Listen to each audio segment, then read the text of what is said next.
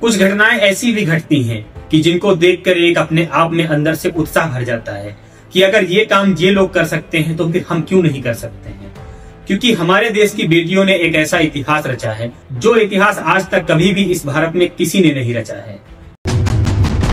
क्योंकि इतना बड़ा कारनामा और इतनी बड़ी उपलब्धि पाना कोई आसान नहीं, वो भी ऐसे हालातों में इतनी मुसीबतों से लड़कर अगर कुछ ऐसा कर दिखाया है तो वाकई में ये काबिले तारीफ है। और अंदर से बस एक ही बात निकल कर आती है कि मेरे भारत की शेरनियां ऐसे ही आगे बढ़ती रहें और ऊंचाइयों को पाती रहें।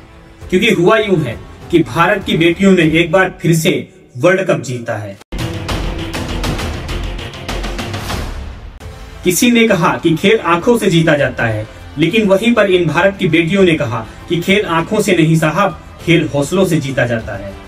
क्योंकि हुआ यूं है, ब्लाइंड T20 वर्ल्ड कप खेला जा रहा था, वहां पर भारत की बेटियों ने एक बार फिर से इतिहास रचा है। यह मुकाबला जो है भारत की बेटियों ने नेपाल के खिलाफ खेला।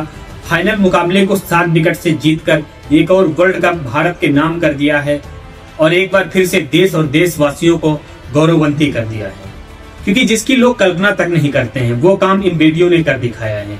अगर आप सही सलामत हैं, आपके हाथ पैर, आप किसी ऑर्गन से कमजोर नहीं है, तब आप कुछ करते हैं तो वो उपलब्धि तो होती है। लेकिन जहां पर इन बेटियों ने ब्लाइंड होते हुए किसी न किसी कमजोरी के कारण फिर भी अपने हौसले मजबूत रखे और ऐसा प्रदर्शन किया है कि लोगों के सामने एक नई मिसाल कायम कर दी है कि आंखों से या किसी कमी से कुछ नहीं होता है साहब। अगर आपके हौसले मजबूत हैं तो आप वो कर सकते हैं जो लोग सोच तक नहीं सकते हैं।